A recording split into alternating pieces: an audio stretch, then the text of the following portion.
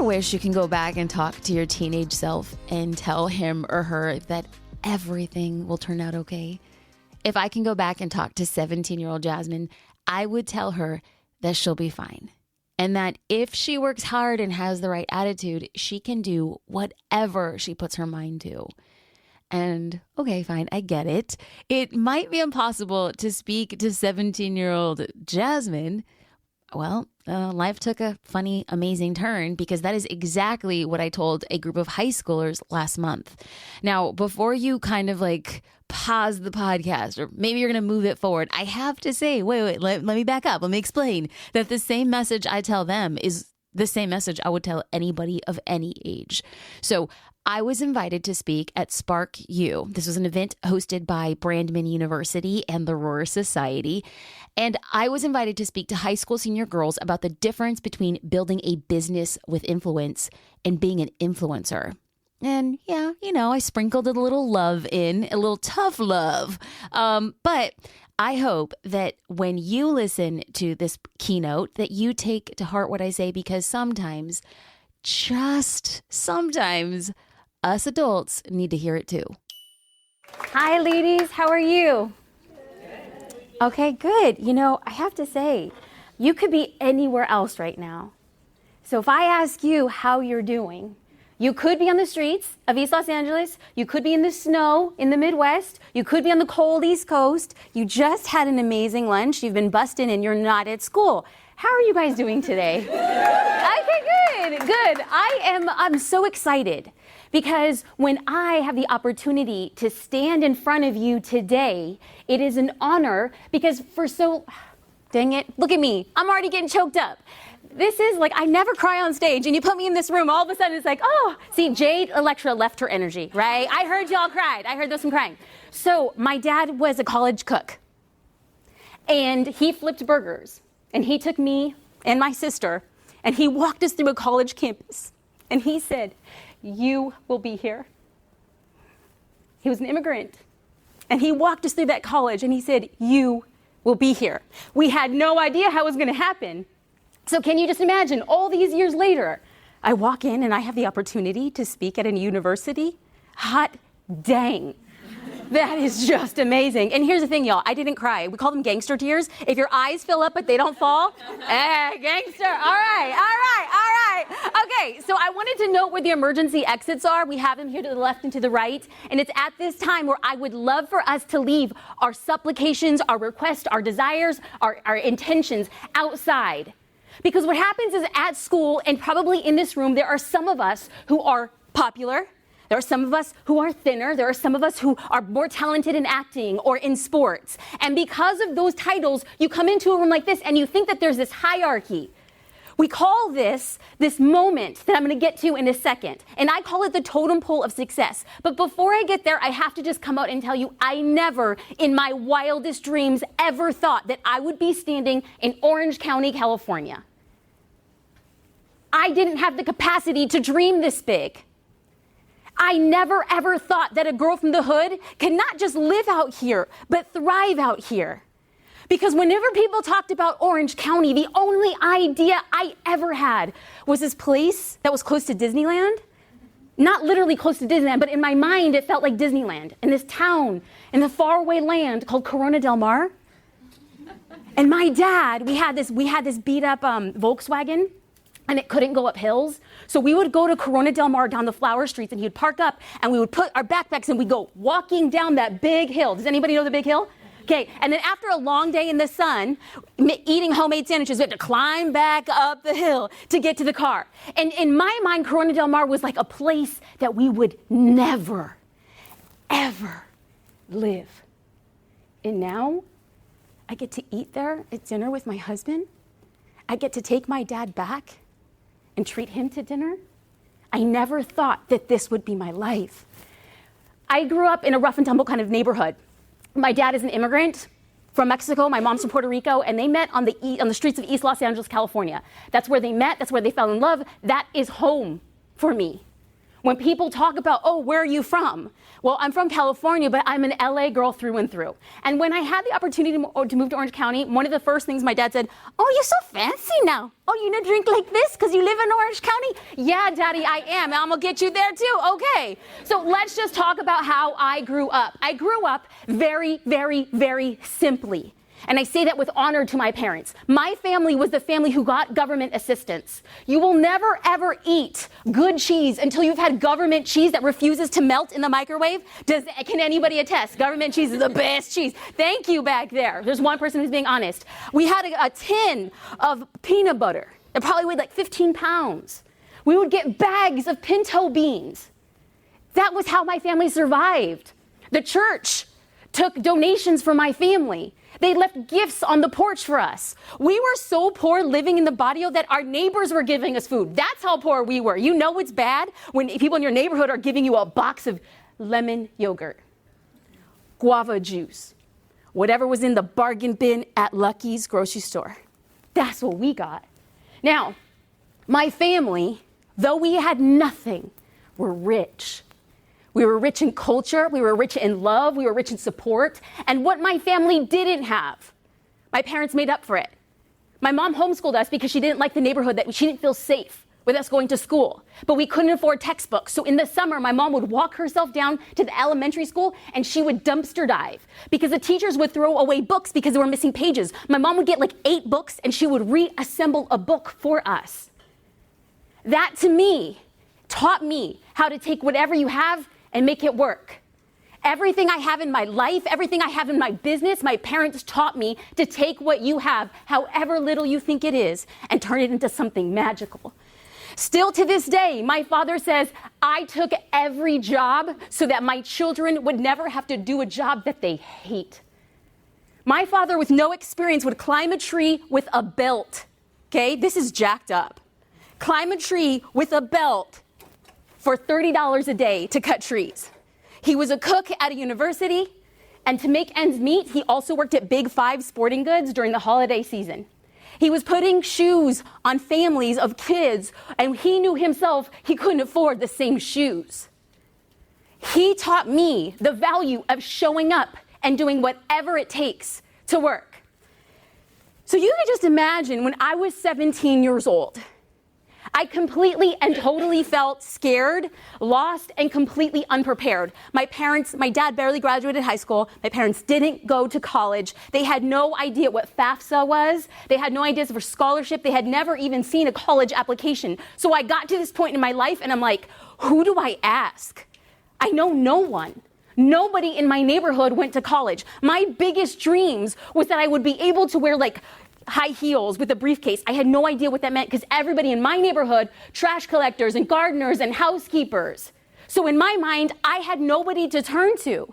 So as we sit in this room, the thing that I want to bring us back down to is the totem pole of success. I started off the conversation by saying, oh, there was other people who had more and did more in high school. And guess what, ladies? It's going to be in life. Somebody will have a bigger house, they will have a nicer car, they will have a smaller waist, they'll have a better looking partner, they'll have perfect little kids, and you could say, well, they succeed because of that. You see, Jasmine, I can't succeed because look what life dealt me. I'm living with 18 people in a 1-bedroom apartment. You see, Jasmine, I'm wearing the same clothes every other day, washing them at night because I hope that people aren't going to notice that this is the same thing I've worn for every other day the past year. I am telling you here today that what you are going through is making you who you're supposed to become. So you could sit here and be like, life dealt me a short stack.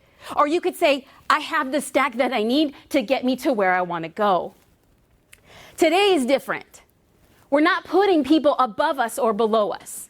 In a totem pole where you think they have a lot of social followers, less social followers, really smart, I'm really dumb. Really popular, I'm not. No. This totem pole of who's above you and who's below, let's turn it on its side and let's create a circle. And let's look to the girl next to us and next to us and in front of us and behind us and say that today we're doing this different and we're going to do it together. That in this very room, there is one person who will transform your life. It could be the girl you completely unsuspect. And 5 years later, and 10 years later, and 20 years later, you'll be like, do you remember that day that we were at Brandman? I'm going to tell you a story rather quickly. But I want to start here. I told myself I wasn't able to do what I wanted. I told myself I couldn't go to college because I didn't have money. And then all of a sudden I got scholarships. I told myself that I couldn't pursue a degree in art, even though I wanted to be very creative, because that's not what girls from the hood do. When you get out of the ghetto, you don't say, I'm gonna be a starving artist. No, you go and say, how do I get a job? How do I make money? How do I get my parents out of the hood?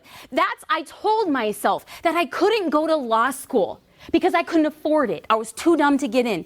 Today, ladies, let me save you a lot of time and energy. If you tell yourself you will not be able to do something, you're right. And if you tell yourself you will be able to do something, you're right. The choice is yours. I'm asking you today, what will you tell yourself? Because I am living testament that the minute I changed my mindset, the minute I said, you know what, let me prove them wrong, everything came possible. When you walk out of these doors, whoever doubts you, whoever questions you, whoever fills you with fear, prove them wrong. That is a decision that only you will make. So for the next 25 minutes, I'm going to talk to you. I'm going to lay a case. I should also let you know I'm going to beat you to the punch. I dropped out of law school. We're going to get to that in a second. I'm a proud failure. But I'm going to walk you through real quick, 20 minutes, because I want to use the most of our time to answer questions. This is what I do professionally. People pay me a lot of money to ask me questions. I'm like, I want to show up to Brandman. I want to do it for free. I want to be like, what can I do for you? Use me. Have the courage to raise your hand and ask for anything you want. So I'm going to ask a question. If you guys have your notes, can you write this? Write the answer to this.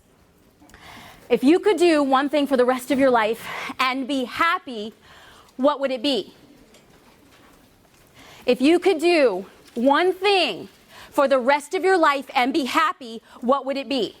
Now, y'all, no one's going to look at your notes. If you want to join the circus, write join the circus. If you want to be a professional dog walker, write a dog walker. If you want to be an actress, write an actress. I don't care. Right now, there's nobody looking. If you could do one thing for the rest of your life and be happy, what would it be? I'm going to return to this, because I want you to write it in your notes. I want you, science actually shows that when you write something, your brain sees it. And when your brain sees it, it maps your actions to it. So, for those of you who don't know who I am, my name is Jasmine Starr, and I'm a photographer and business strategist from Newport Beach, California. And myself and my husband are the co-founders of Social Curator. This is a business that empowers small business owners to build a brand and market it on social media. Now, you know like how on Instagram you have like the Instagram versus real life? Anybody? Anybody? Am I just talking to myself here? Okay. So this is Instagram. This is real life. Hey, yes, I married my high school sweetheart. So for all of y'all who are like, your parents are like, you're just gonna stop dating him. You're gonna grow up living proof that when you find a good one, like a good kitten, you get your claws in. Me and you, boo, me and you. We've been together now. I'm not gonna actually tell you because then you can do the math. We've been together 20 days, and we've been together a long time. And I have to tell you that this photo wouldn't happen if it wasn't for somebody sitting in the room. Brianna? Back there. That woman back there. She's my best friend since we were 14. When I tell you that somebody in this room can change your dang life, I'm not joking. So I'm a girl who, my parents didn't give us money in high school, and I really wanted to be involved in sports, and I really wanted to be involved with activities, and my parents didn't have money. So I got a job in high school, and she got a job in high school, and she was a lot better at the job, and we worked off commission. Right? Commission is like, we give you a piece for everything that you do. She was really good at it. And so prom came, and I was just so into this guy. I was like, it was my dream to go to prom with this guy, and I couldn't afford it. And in a white envelope, she put $100. And I went to prom, and I ended up marrying him. And she was at our wedding, you know. So when I tell you that somebody in here can change your life, I'm a living testament to it.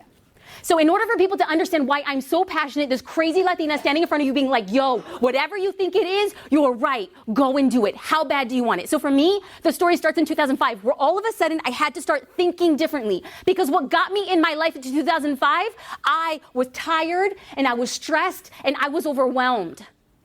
And I don't know if you guys have ever felt like that, but I lived my whole life tired, stressed, and overwhelmed.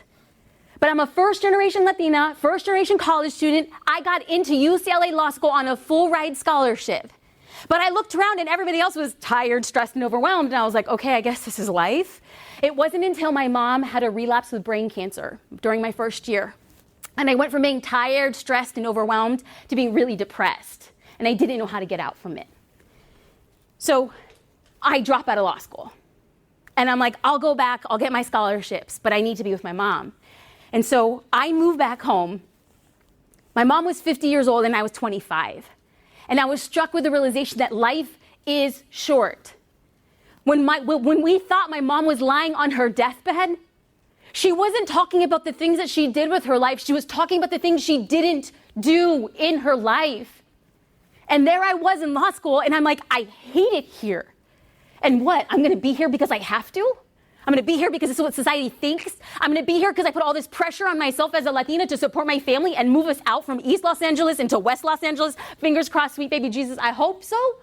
That was a joke. Do you guys get it? Like, you know, LA, you know, if you're in East LA, you go to West LA, you're like, coming on up. Yeah. That's what I thought. And I went to law school in West Los Angeles. I was like, it's happening. And I was just like, is this it? Is this it? I hope not. I got married in 3 months to my high school sweetheart because I wanted my mom to see us get married.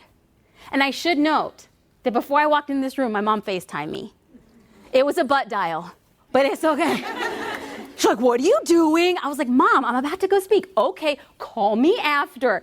I am telling you that everything happens for a reason. She had to be that sick to stop me in my path, to say you're going the wrong way. And because she stopped me, I can stand in front of a room of you to say you're going the wrong way. If you are not happy, if you're not excited, if you are not passionate, you're too young to throw your life away. And she taught me that.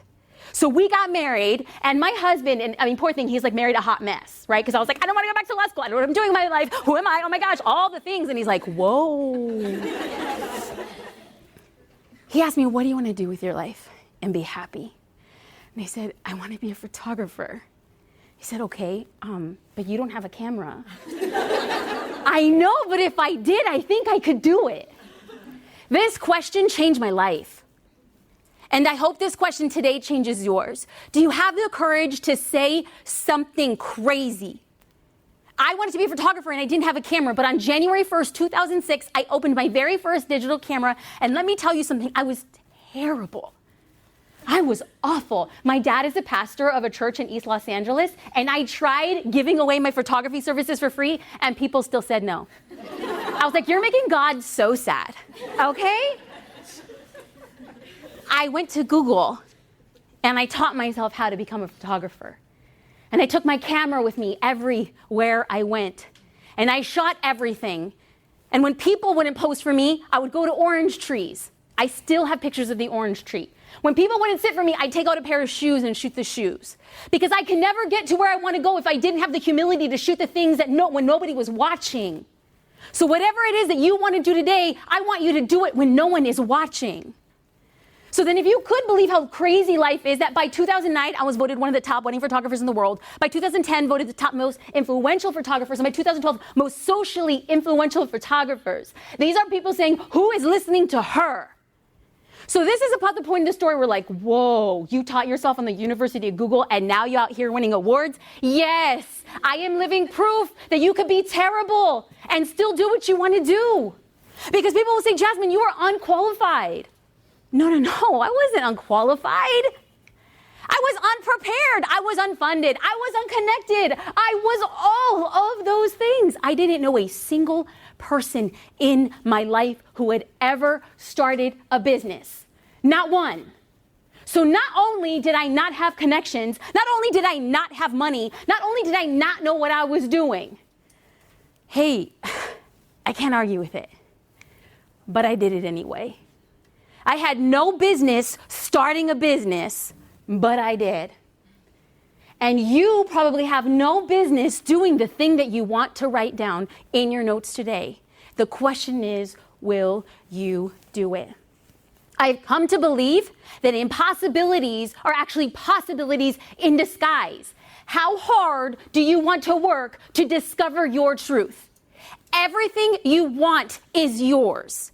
Have the courage to say it and have your actions map your desires. How will you show up? I ended up just talking so much about what I was that I did. They're like, okay, but Jasmine, how did you get those awards? I just started talking. There was this crazy thing that happened that didn't exist for your grandma, for your great-grandmother, for your mother, for your aunties. This didn't exist, the internet. And it was free. And I just started saying, I have opinions about starting a business. And I became such an avid proponent that I started getting, my very first large-scale interview was with USA Today. Then I got it featured on MSNBC. Started getting featured in outlets like Forbes. And just in January, I was named an entrepreneur's go-to guide for social media presence. Now, let me tell you something. I do not say this because I think I'm cute, I'm fashionable, I'm fun, I'm an Instagrammer. Yeah, no. I say that because I have the audacity to dream. I have the audacity to say, I don't know what I'm doing, and I'm going to talk about it and bring you along in the journey. I have the audacity to put myself out online, and when people criticize me, I say, okay, I can't hear you over the din of those beaching, like the crashing waves of Corona del Mar. Hey, you like the loop around? Okay.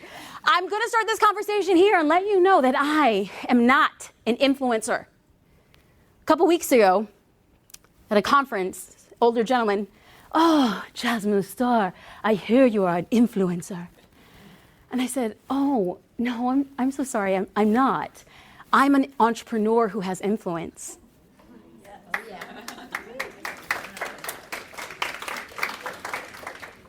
Thank you for the golf clap. That's very Orange County. You guys are blending in so well. You know, because at my daddy's church, they'd be like, amen, yes, speak it back to me. My question to you is, will you say, I am the thing that I dream of with influence? I believe you could say that. How hard will you work?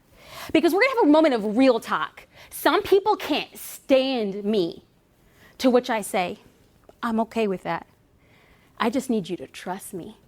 So ladies in the room, if I'm rubbing you the wrong way, I'm cool with it. I ain't trying to be your best friend. I got 1 or 10. What I am going to say, it's going to ruffle some feathers, is influencers without their own product or service are just poorly paid billboards for rich business owners. Oh, right? We don't want to talk about this. But let me tell you something. As an entrepreneur, I'm going to tell you this, and I'm going to say it again, so just in case the people in the back didn't hear me. You have value, and somebody is going to not compensate you for it. So people are like, that's so rude, Jasmine. You just don't even know. You're so out of touch. Okay. So let's talk about how much do influencers really make? Well, let's take a look at this. Industry stats are about 1 penny per follower. So if you have 200,000 followers, there's a good chance a company will pay you $2,000 a post. However, companies have gotten that much smarter because not all 200,000 followers are the same. We now have bots and we now have accounts where people aren't engaging. If you have a 200,000 person account and your engagement rate is 1%, you're not getting 1 penny. If you have a 200,000 person account and you're getting 3% engagement, you're getting a penny. But here's the thing. How many posts can you post again and again and again? Because you're like, oh my gosh, Jasmine, I could do 30 posts at $2,000. You won't get any followers because people just say, you're just always selling to me. So we have to balance being an influencer with selling, with being ourselves and growing and engaging. So let's actually get into some real fact numbers from Huffington Post. Let's take a look at Mallory. 28,000 Instagram followers, 109 YouTube subscribers. Her annual income from social media is $12,000 and the money she makes from YouTube is $5,000. $17,000 a year. That is about, I wasn't very good at math, I don't know, $1,300, $1,400 a month. Can anybody live on $1,400 a month? So you know, I read the article. Her husband is funding her Instagram account. Let's talk about Glow. 30,000 followers on Instagram. Average annual income from social media, Monthly bumped up from $1,000 to $2,000 this month. Baby boo, I don't know if I believe that. Let's split the difference. $1,500 a month in New York City. Do you think being an influencer is making money? She probably can't even pay for Ubers in a month with that money. Let's talk about fee. 16,000 Instagram followers, average annual income from social media, $6,200. All of these are coming from Huffington Post. So my question often is, I believe influencers promote businesses that make a ton of money from their endorsement, but was the payment fair?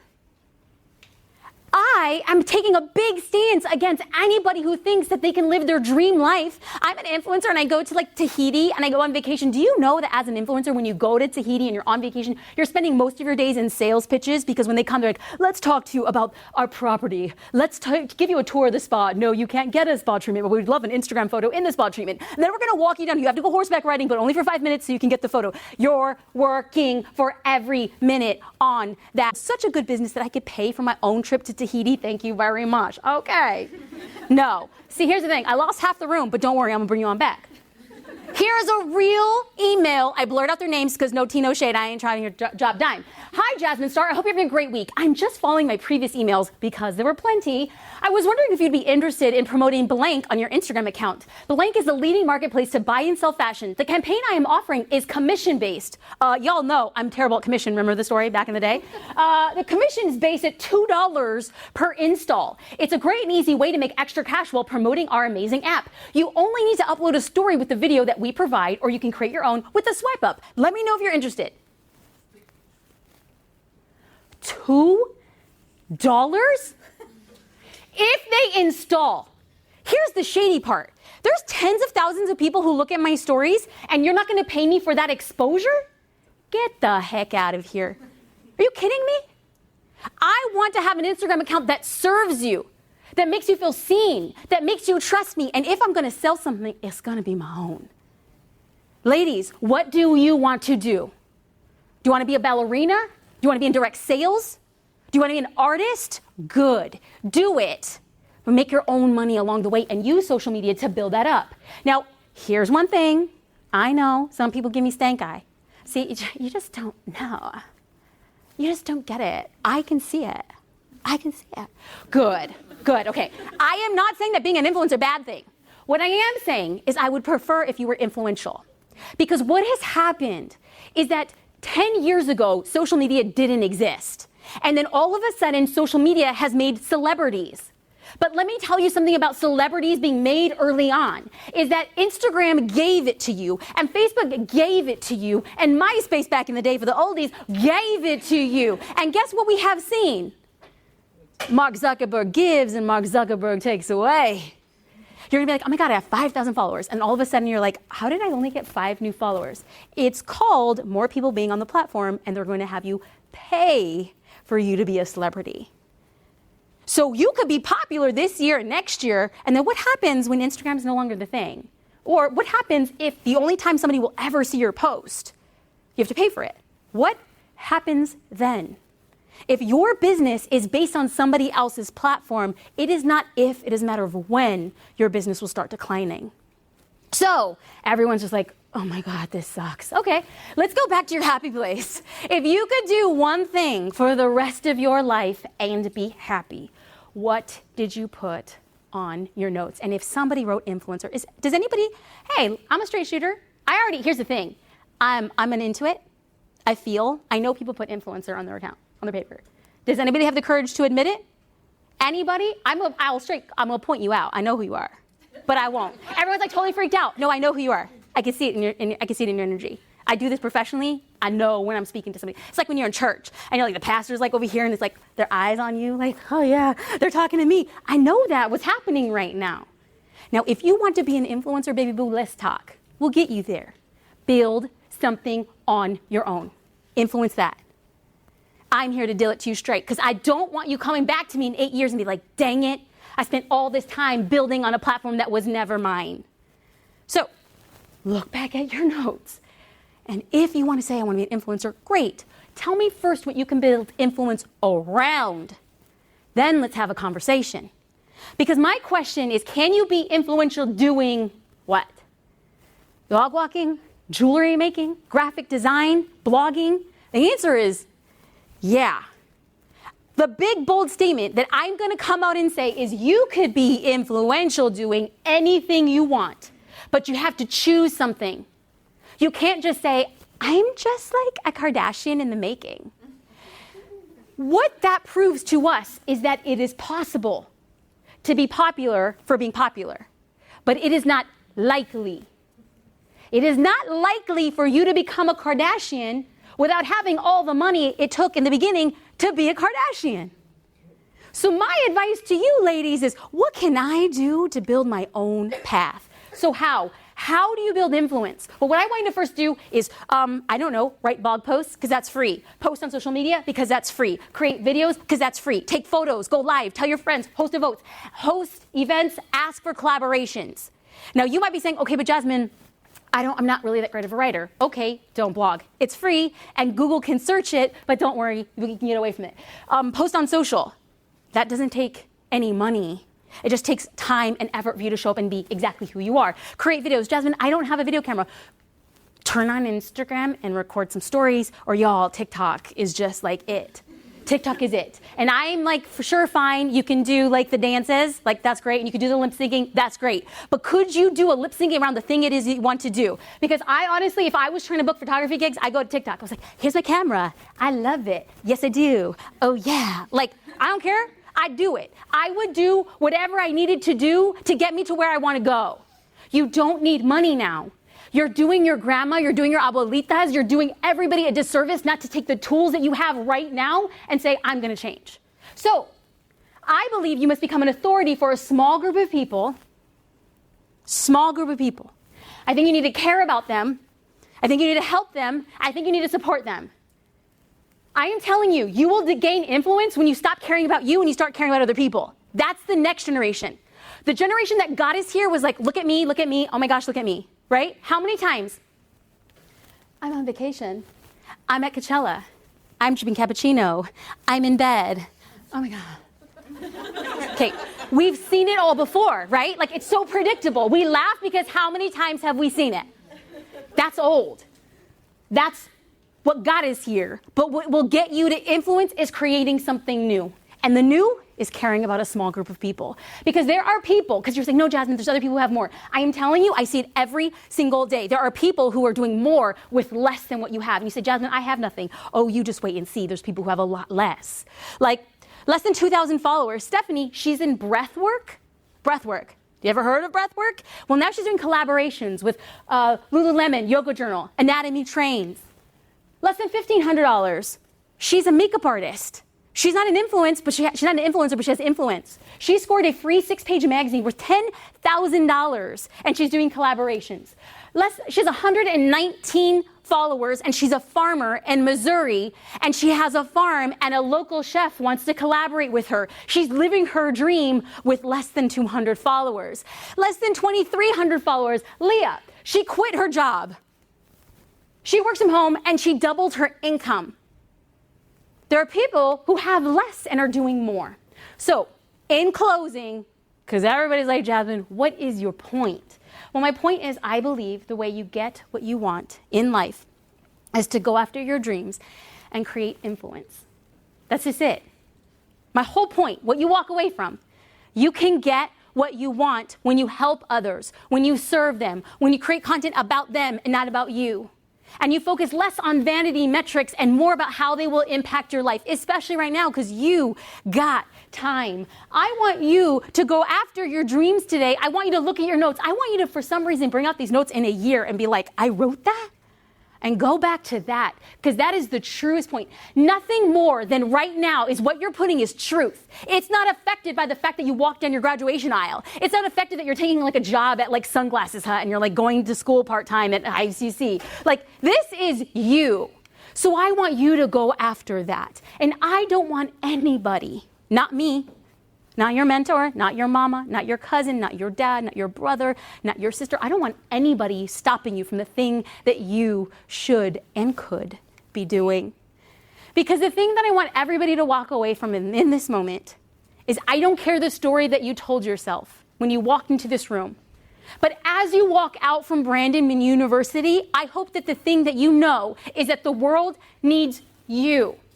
The world needs your head, your brain, your heart, your soul, your eyes, your ears, your hands, your feet. The world needs you. We've all been placed here for a very specific reason. The question becomes, are you willing to use it? Are you willing to let people see you? Are you willing to let people criticize you? Are you willing to take big risks? Are you willing to stop telling your story of, I came from less than, that's why I can't get here? The minute you get there, ladies, the game changes. So, I don't know how much time we have. 10 minutes. We have 10 minutes. I talk fast.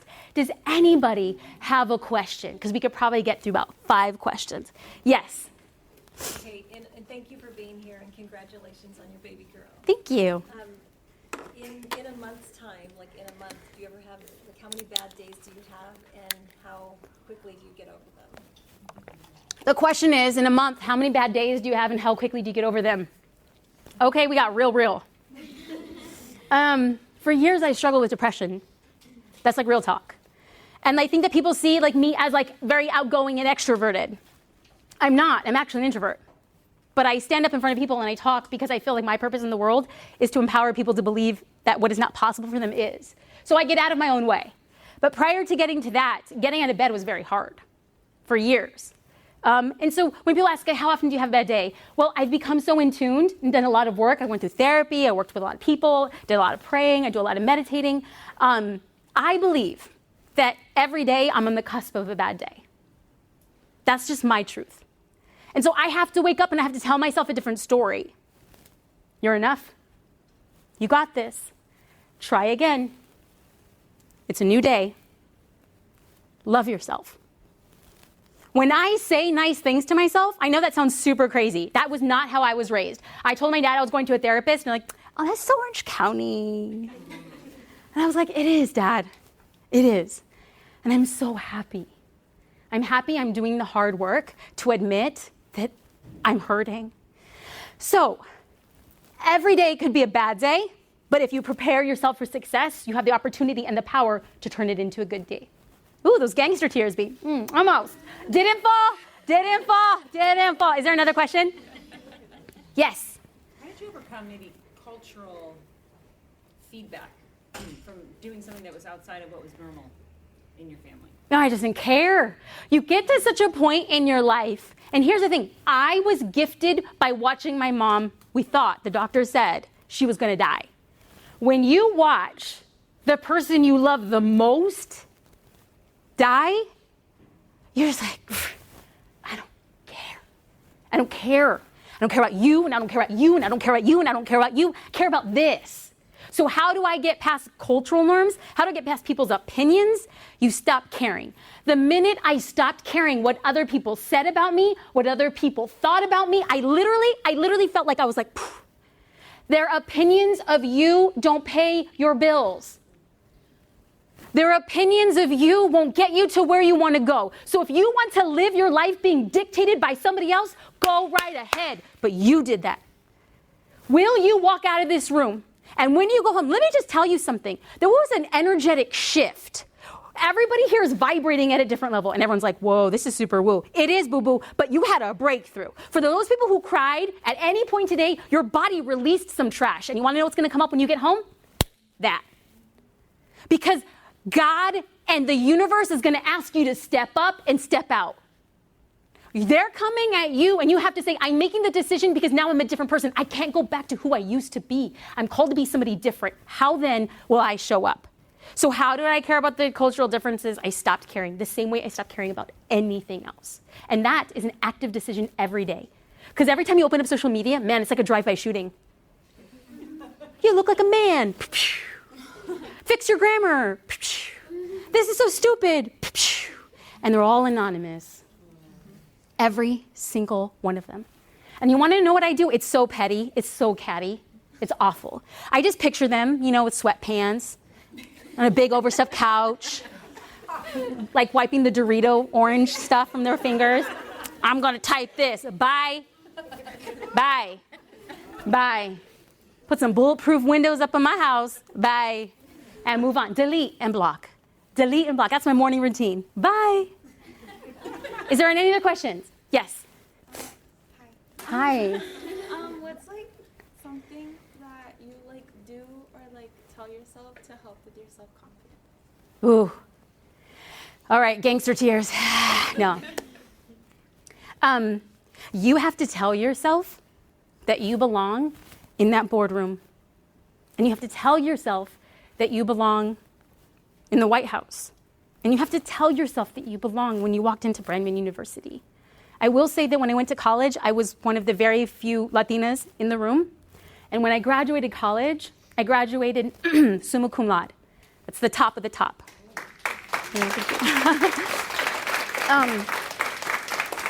I was the only Latina, and I was one of 2 women. I had to tell myself when I got up on that stage, you belong. I belong there, not because I felt like I was qualified. I belong there because my dad sacrificed, and his mom sacrificed, and my grandma sacrificed. They worked in sweatshops in East Los Angeles, making bikinis and basketballs. There were bikinis I never wore, thank you, sweet God, because I'm not prepared for that. And there were basketballs that I couldn't afford to play with. So I tell myself, you belong in that room because you are going to set somebody's new ceiling. I hope that my ceiling that I break for you, you stand on my shoulders. And I hope that somebody else who comes up behind you, they stand on your shoulders. If you don't give yourself the permission to get in the room, you'll never get in the room. I am telling y'all, you guys are watching me at my lowest point. I hope that when you turn on the TV, you see me, and you don't see me because I'm popular or cool. You see me because I'm trailblazing. You see me because you said, that girl's doing it. I never once saw a brown girl stand on a stage. How do I tell myself to walk into this room? For you, for you, for you, and for you, and for you, and for you. That you, as a brown woman, can stand up to others and say, I belong. I'm good enough to be here. And let me tell you something, and don't get it twisted. The tear has not fallen. The tear has not fallen. We good. My makeup is still intact, y'all. You will have to jump higher, talk louder, be nicer. You will have to show up early, and you will have to stay late. You will get paid less, and you will work harder. They will be shutting you down, and still you rise. Your story is to do twice as much work for half the accolades. And when you do it, you know that somebody coming up behind you is not going to have to work as hard as you.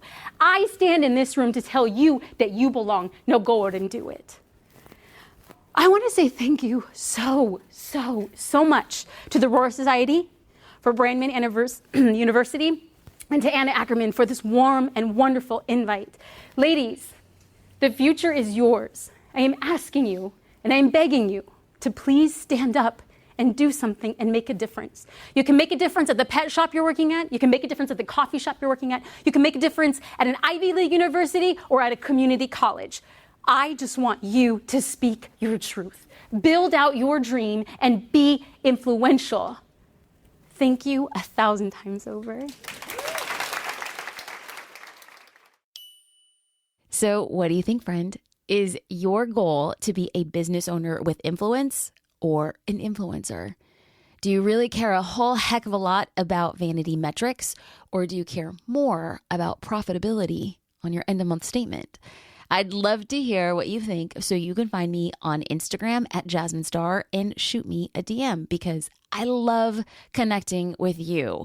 Speaking of connecting, if you liked this keynote, please be sure to subscribe to the Jasmine Star Show from wherever you're listening, because I am planning on sharing my keynotes, full keynotes, exclusively only on the podcast. So you can get future episodes automatically downloaded to your phone, and then we could be virtual BFFs. Okay, so until next time, I hope you have the audacity to be influential, sweet friend, because you belong here.